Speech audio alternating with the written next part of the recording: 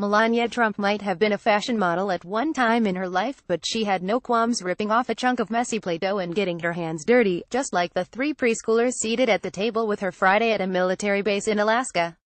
Trump expertly rubbed the material between her two hands into a perfect sphere and then rolled the red small ball on the table to the girl seated across from her. The nation's first lady then moved to the table to her right and made a harmonica out of ordinary household materials, held together with a rubber band. It's not the heady stuff of the official visit with her husband to Asia, but hundreds packed the Arctic Oasis Community Center to get a glimpse of the First Lady as she toured programs for children and youth at Joint Base Elmendorf-Richardson. She made a refueling stop at the Anchorage base en route back to Washington, D.C., after spending the last week with President Donald Trump in South Korea and China. The White House said late Friday that the First Lady has her own schedule to keep and needed to get back. The president continued his official visit to Asia. Melania Trump, wearing a three-quarter-length winter coat over a brown turtleneck and white slacks, spent about 35 minutes visiting with children and teachers.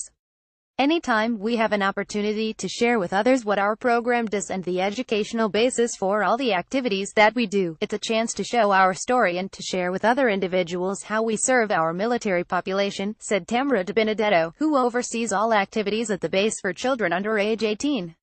Trump viewed items children made on a 3D printer, saw sewing projects, and watched as they constructed fish out of compact discs, glitter and gems.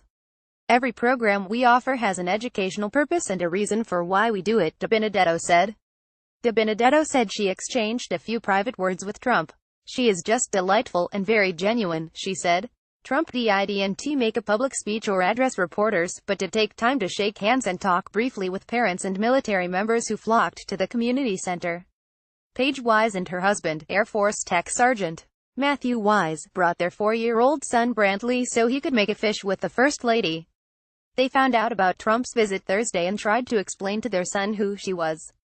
He made the correlation when she explained to him that the visitor is the president's wife, and then he became excited.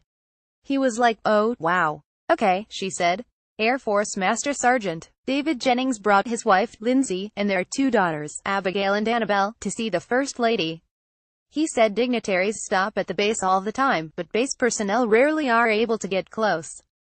But in this case, the family got a good view of the visit, and they took pictures to remember the rare event.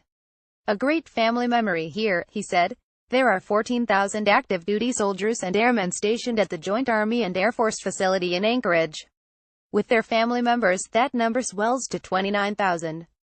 There are currently 1,800 service members deployed all over the globe, including 1,200 in Afghanistan.